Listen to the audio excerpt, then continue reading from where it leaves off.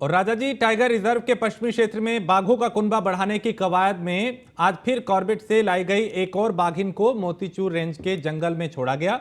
इस बार बाघिन को रिलीज के दौरान मुख्यमंत्री पुष्कर सिंह धामी, केंद्रीय वन मंत्री धर्मेंद्र यादव समेत उत्तराखंड वन मंत्री सुबोध उनियाल, प्रमुख सचिव और अन्य विभागीय अधिकारी मौजूद रहे।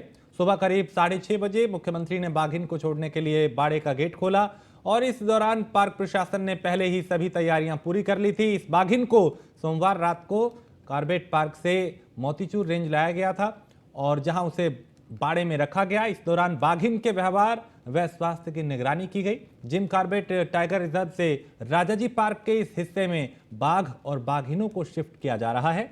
इससे पहले 24 दिसंबर 2020 को एक बाघ और 9 जनवरी 2021 को एक बाघिन को यहां लाया जा चुका है। आने वाले दिनों में अभी 2 और बाघ यहां लाए जाने की योजना है।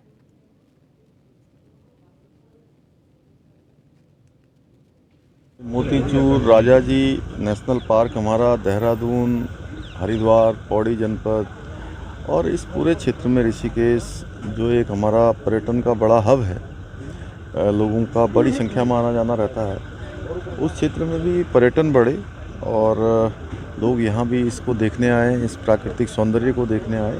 इस उद्देश्य से आज यहाँ पर मादा टाइगर को यहाँ पर आज छोड़ा जा रहा है। निश्चित रूप से ये इकोलॉजी और इकोनॉमी में संतुलन बनाने के लिए और पर्यावरण के संरक्षण के लिए, प्रकृति के संरक्षण के लिए, संवर्धन के लिए एक मील का।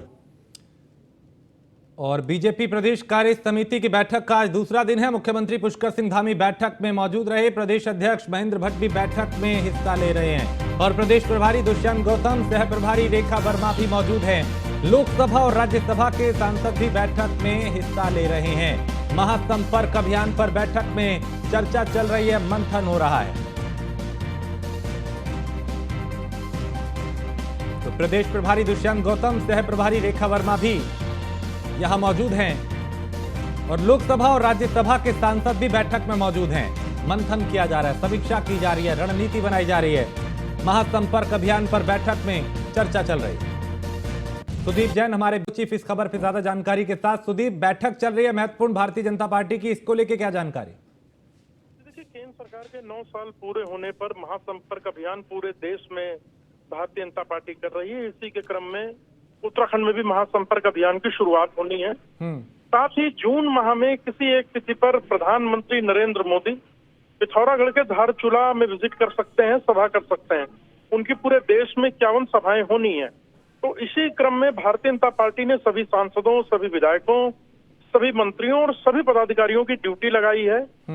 2 दिन पूर्व भी मुख्यमंत्री बैठे थे, कल भी मुख्यमंत्री बैठे और आज एक बड़ी बैठक हो रही है। कार्य समिति के रूप में सबको कामकाज की जिम्मेदारी, प्रचार प्रसार, सोशल मीडिया, डिजिटल मीडिया, सभी की जिम्मेदारी सौंपी जा रही है ताकि इस महासंपर्क अभियान के माध्यम से लोगों तक पहुंचे। महत्वपूर्ण बात यह भी है कि ये महासंपर्क अभियान के माध्यम से जो सांसदों के आगे चुनाव होने हैं, सांसदों के टिकट का भी सर्वे होगा और इसमें रिपोर्ट कार्ड उनकी प्राप्त होगी। यानी सुदीप, अब 24 को लेके भी तैयारियां एक तरीके से हम कह सकते हैं कि वो तेज गति उसको दी जा रही है और संदेश देने की लोगों को ये कोशिश के देखिए कैसे डबल इंजन की सरकार काम कर रही है, 24 में बीजेपी का साथ दे। जी बिल्कुल, देखिए यही एक तैयारी है केंद्र में, क्योंकि कुछ राज्यों के जो चुनाव परिणाम हैं वो भारतीय जनता पार्टी के मुताबिक नहीं रहे। हालांकि तमाम मेहनत की गई, तो अब भारतीय जनता पार्टी इन चुनावों को और गंभीरता से ले रही है, क्योंकि कांग्रेस को ऐसा लगता है कि उत्तराखंड से ठीक सटा हुआ हिमाचल जहां कांग्रेस आई, कर्नाटक चुनाव में कांग्रेस आई है और एक अच्छा बहुमत मिला है। तो भारतीय जनता पार्टी के सामने जहां चुनौती बढ़ी है वहीं कांग्रेस इसे एक अपनी मनोवैज्ञानिक बढ़त के रूप में देख रही है कि जनता कांग्रेस के साथ है। तो इसलिए भारतीय जनता पार्टी के सामने निश्चित तौर पर चुनौती बढ़ी है। चलिए, बहुत शुक्रिया सुदीप इस तमाम जानकारी के लिए। तो बीजेपी अब उन चुनौतियों से पार पाने को लेकर मंथन कर रही है जो अभी उनके सामने दिखाई दे रही है। महासंपर्क अभियान पे बैठक में चर्चा चल रही है। तो बीजेपी प्रदेश कार्यकारिणी की बैठक हुई और ये बैठक तकरीबन 3 घंटे तक चली। ये बैठक बीजेपी प्रदेश मुख्यालय में हुई, जिसमें मुख्यमंत्री पुष्कर सिंह धामी से लेकर सांसद और तमाम पदाधिकारी मौजूद रहे। कहने को तो ये पार्टी की सामान्य कार्यकारिणी की बैठक थी, लेकिन बैठक में हुई लंबी चर्चा और नेताओं की बॉडी लैंग्वेज से इस बात का साफ अंदाजा लगाया जा सकता है कि कर्नाटक चुनाव परिणाम से उत्तराखंड बीजेपी के माथे पर भी शिकन है। बैठक के बाद सीएम धामी ने कहा कि बीजेपी की ये सामान्य कार्यप्रणाली है उसी तरीके से है और यहाँ हर पार्टी यानी जो पार्टी है पार्टी के लोग समय समय पर बैठते हैं, यहाँ पे दिग्गज जो हैं वो बैठते हैं और कई विषयों पे चर्चा करते हैं। सीएम ने कहा कि प्रधानमंत्री मोदी के केंद्र में 9 साल का कार्यकाल पूरा हुआ है और प्रधानमंत्री के नेतृत्व में देश के हर वर्ग ने तरक्की की है। इन 9 सालों में देश की जनता को जिस चीज की सबसे ज्यादा जरूरत थी वो सभी योजनाएं केंद्र सरकार ने धरातल पर उतारी हैं। उन्होंने कहा कि इस उपलक्ष्य में पार्टी जन जागरूकता अभियान का प्लान कर रही है। महासंपर्क अभियान की दृष्टि से हमारी पदाधिकारी बैठक थी और लक्ष्य एक ही रखा कि उत्तराखंड के अंदर 51% वोट, चाहे वो नगर पालिका चुनाव हो, चाहे हमारे लोकसभा के चुनाव हो, चाहे बागेश्वर का उपचुनाव हो, भारतीय जनता पार्टी 51% वोट मत कैसे प्राप्त कर सकती है उस दृष्टिकोण के कार्यक्रम की रचना हमने की है।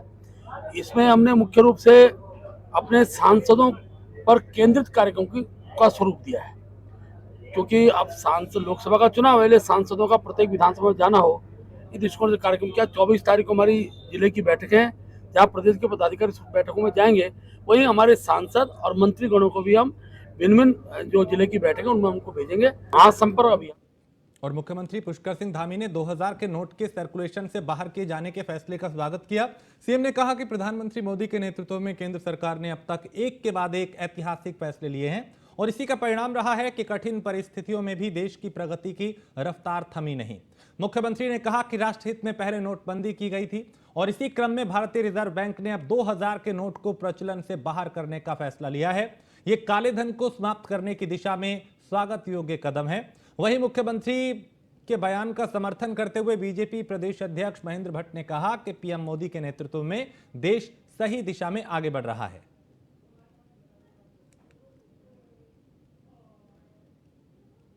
पहले भी जो नोटबंदी हुई थी उसका परिणाम लगातार हम सबको देखने को मिल रहा है कि भारत की अर्थव्यवस्था बहुत सारे कठिन समय में भी अर्थव्यवस्था में प्रगति रुकी नहीं। जहां हम 11वें नंबर की अर्थव्यवस्था होते थे, 5वें नंबर की अर्थव्यवस्था हो गए। वहीं हम देख रहे हैं कि हमारे पड़ोसी देश जो काला बाजारी और तमाम प्रकार से भारत के लचर व्यवस्था के कारण से काला धन और तमाम प्रकार की जो तस्करियां ये सब होते थे, उसके परिणाम अब देखने को मिल रहे हैं कि भारत लगातार आगे बढ़ रहा है। और हमारे पड़ोसी देश पाकिस्तान का हाल देख लीजिए, किस प्रकार से भुखमरी हो रही है, किस प्रकार से वहाँ पर बेरोजगारी बेगारी बढ़ी है, ये हमारे सामने उसका परिणाम है। मैं आदरणीय प्रधानमंत्री जी का धन्यवाद करना चाहता हूं कि उन्होंने पहले नोटबंदी करी और अभी आरबीआई ने जो निर्णय लिया है, ये निश्चित रूप से कहीं ना कहीं उनका एक कथन कि इस जो काले धन का जो व्यापार है, काले धन का जो काम है, उसको पूरी तरह से जड़ से समाप्त करूंगा, उन्होंने कहा था। वो प्रचलन से बाहर कर दिया तो कुछ अच्छा ही सोच के मोदी जी ने किया होगा, और क्योंकि मोदी जी को पता रहता है किन घरों में कितना माल है, तो उनका चश्मा ही ऐसा है कि मशीनें बुलाई जा रही हैं गिनती के लिए। कुछ लोग आज की तारीख में इस दिशा में बढ़ रहे होंगे तो उनके लिए झटका है। और भारतीय रिजर्व बैंक 2000 रुपए के नोट को सितंबर 2023 के बाद चलन से बाहर करने की शुक्रवार को घोषणा कर चुका है। हालांकि इस मूल्य के नोट को बैंकों में 23 मई से जमा या बदला जा सकता है। आरबीआई ने कहा कि अभी चलन में मौजूद 2000 रुपए के नोट 30 सितंबर तक वैध मुद्रा में रहेंगे और इसके साथ ही आरबीआई ने बैंकों से 2000 रुपए का नोट देने पर तत्काल प्रभाव से रोक लगाने को कहा है। केंद्रीय रक्षा राज्य मंत्री अजय भट्ट ने 2000 की नोटबंदी को लेकर केंद्र सरकार का बेहतर कदम बताया और कहा कि जिन काले धन रखने वालों ने 2000 के नोट काले धन के रूप में अपने पास कैद कर लिए थे, अब शायद उनकी खैर नहीं, जमाखोरी और भ्रष्टाचार पर लगाम लगेगी। केंद्र सरकार का ये बेहतरीन कदम है।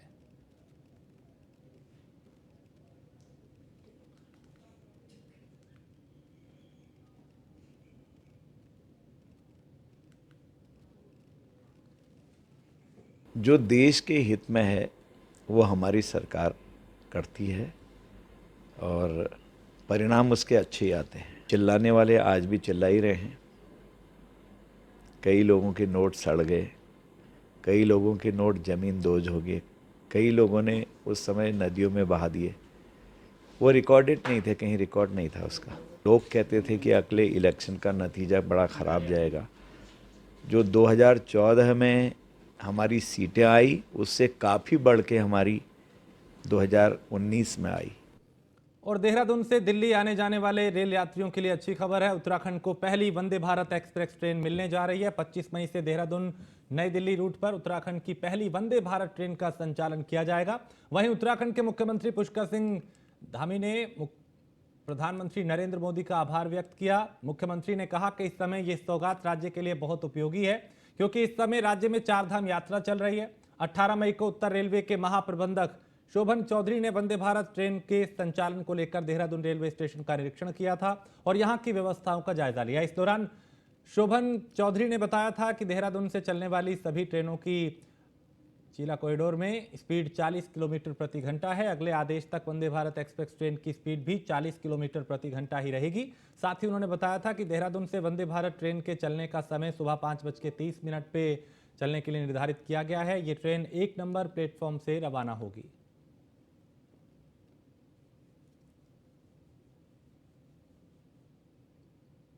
और रेल मंत्री जी का बहुत धन्यवाद करना चाहता हूं कि हमको जो है वंदे मातरम जो एक्सप्रेस है उसकी सौगात मिली है। उसके मिलने से कहीं ना कहीं जो आने जाने वाले दिल्ली तक यात्रा करने वाले लोग हैं उन सभी को बहुत बड़ा लाभ होने वाला है। हमारे यहाँ पर यात्रा भी चल रही है, यहाँ पर पर्यटक सीजन भी चल रहा है, उस सीजन में भी और जो 12 महीने का जो काम है उस 12 महीने के काम में आने जाने वाले लोगों को एक बड़ी राहत मिलेगी। सबका मैं इसके लिए प्रधानमंत्री जी का धन्यवाद करता हूँ। प्रधानमंत्री जी का प्रियंका गांधी के वरिष्ठ सलाहकार और वरिष्ठ कांग्रेसी नेता आचार्य प्रमोद कृष्णम ने हरिद्वार में 2024 के चुनाव को लेकर बड़ा बयान दिया और उन्होंने कहा कि प्रियंका गांधी को प्रधानमंत्री का चेहरा बनाया जाना चाहिए। उन्होंने क्षेत्रीय दल में ऐसा कोई चेहरा नहीं है जो नरेंद्र मोदी को चुनाव हरा सके, इस बात का जिक्र किया। प्रियंका गांधी बड़ा और लोकप्रिय चेहरा है, ऐसे में सभी को एक होकर प्रियंका गांधी को पीएम उम्मीदवार बनाना चाहिए। वहीं लोकसभा चुनाव में हरिद्वार से किसी संत को टिकट देने की मांग संत समाज कर रहा है। कांग्रेस के वरिष्ठ नेता ने हरिद्वार लोकसभा सीट से चुनाव लड़ने की इच्छा जाहिर करते हुए कहा कि गंगा पर सबका आधार है, यहां कोई आए कोई जाए, मां गंगा का आशीर्वाद सबको मिलता है।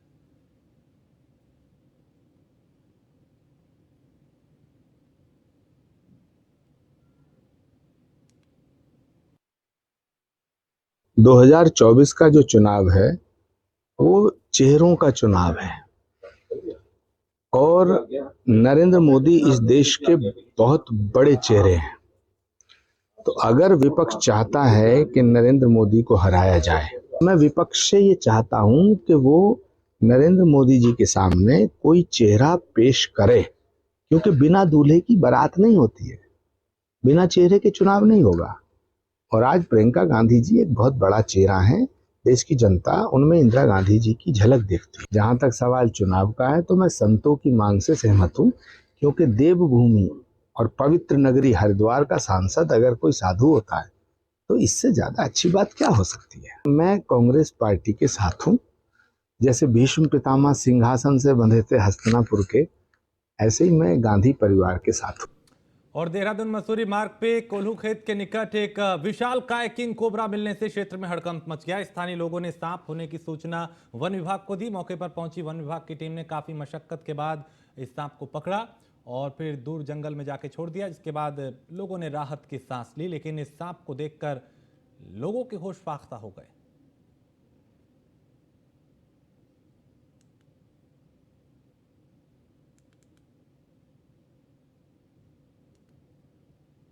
कोबरा लगभग ये आपका लगभग 7 फीट के आसपास ये रहा होगा और जो है काफ़ी दुर्लभ प्रजाति मानी जाती है, क्योंकि ये वल्नरेबल में इसको स्पीशीज़ को देखा जाता है।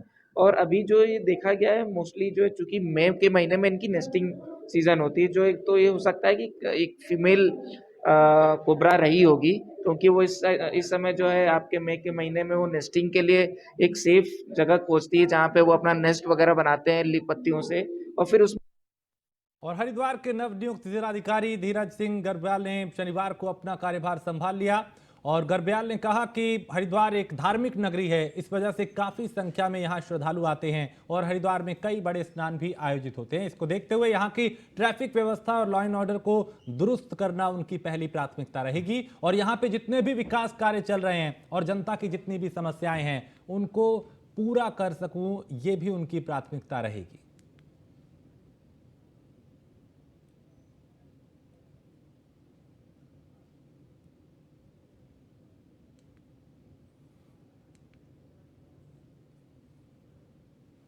तो जिलाधिकारी ने अपना कार्यभार संभाल लिया है। उन्होंने कहा कि ट्रैफिक व्यवस्था को बेहतर करना प्राथमिकता रहेगी।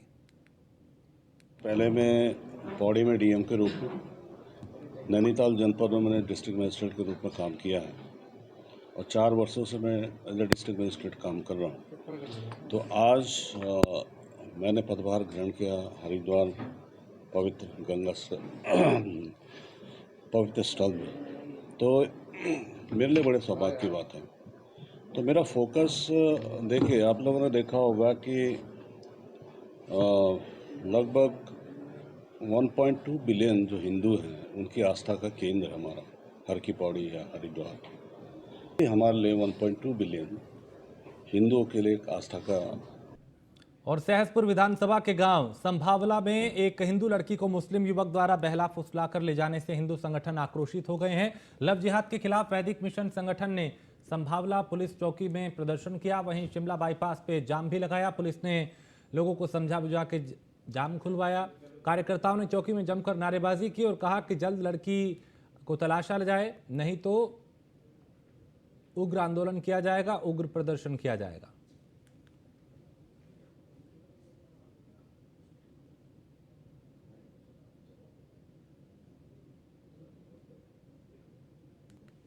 इस प्रकार के जो भी मामले हैं बिल्कुल बर्दाश्त नहीं किए जाएंगे और इस प्रकार के असामाजिक तत्व हैं उनके खिलाफ सख्त से सख्त कार्रवाई होगी।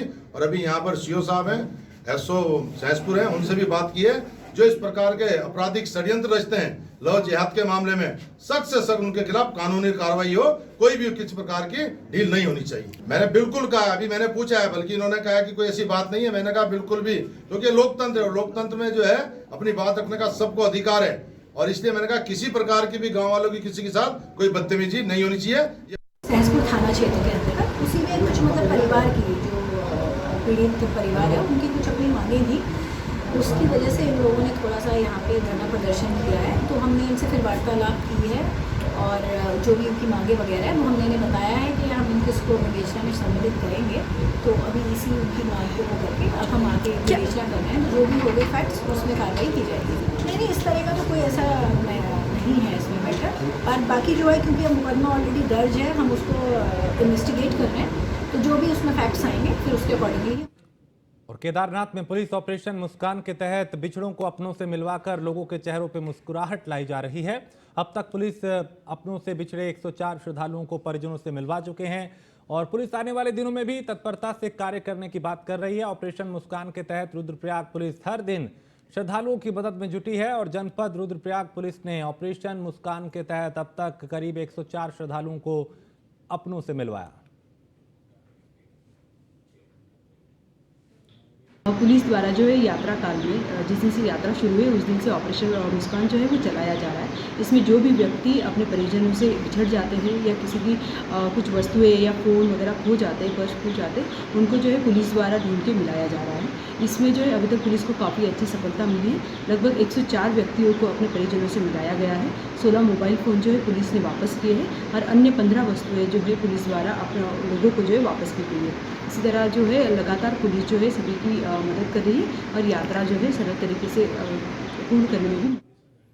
और एसएसपी नवनीत भुल्लर के निर्देश पे मुनि की रेती थाना पुलिस ने तपोवन में शाम 5 बजे से रात 10 बजे तक लगातार चेकिंग अभियान चलाना शुरू कर दिया है।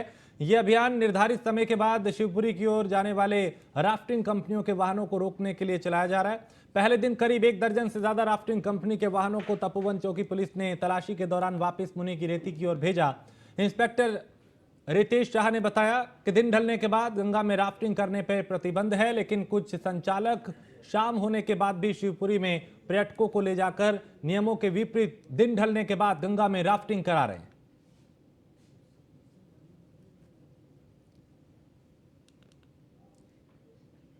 और हल्द्वानी एंटी ह्यूमन सेल के द्वारा बंगाल से भगाकर लाई गई एक नाबालिग युवती को अनैतिक देह व्यापार के धंधे में धकेलने के आरोप और हल्द्वानी शहर में सेक्स रैकेट चलाने के आरोप में पुलिस ने 3 महिलाओं समेत 3 पुरुषों को गिरफ्तार किया है। वरिष्ठ पुलिस अधीक्षक पंकज भट्ट ने खुलासा करते हुए बताया कि पकड़े गए आरोपी विभिन्न स्थानों के रहने वाले हैं और पिछले कई दिनों से सेक्स रैकेट चलाने का काम कर रहे थे।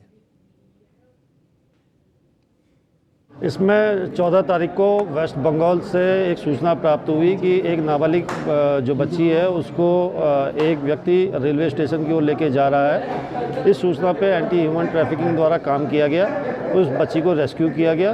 ये जो व्यक्ति था वो फरार हो गया। इसके बाद जो उसका हाउस था उसमें जाकर के पुलिस द्वारा जो तलाश करने की कोशिश की गई तो उसमें इनके द्वारा कांस्टेबल से मारपीट की गई। इसमें मुकदमा कायम करके 3 लोगों की पुलिस द्वारा अरेस्टिंग की गई। इस पर लगातार पुलिस काम कर रही थी। इसमें तानिया का नाम सामने आया था कि ये नेटवर्क ऑपरेट करती है और इसके द्वारा यहाँ पे लगातार ऐसी गतिविधियाँ की जा रही हैं। पुलिस द्वारा इसका पूरा आपका नेटवर्क तलाशा गया। उसके बाद इसमें 3 महिलाओं और 3 पुरुषों की गिरफ्तारी की गई है। और उधम सिंह नगर में एसओजी की टीम ने 50 लाख से अधिक के कीमत के मोबाइल बरामद किए हैं। बरामद मोबाइल खोने के साथ ही चोरी हुए थे और एसएसपी ने बरामद हुए मोबाइल उनके जो मालिक हैं उनको सौंपकर उनके चेहरों पे मुस्कान लौटाई।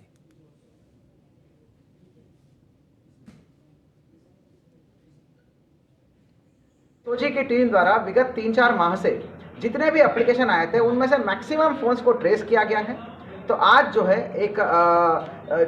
है इस कार्यक्रम में हमने 202 मोबाइल फोन्स, सारे स्मार्टफोन्स है लगभग, मतलब इसमें आईफोन्स भी है, सैमसंग भी है, सब कुछ है।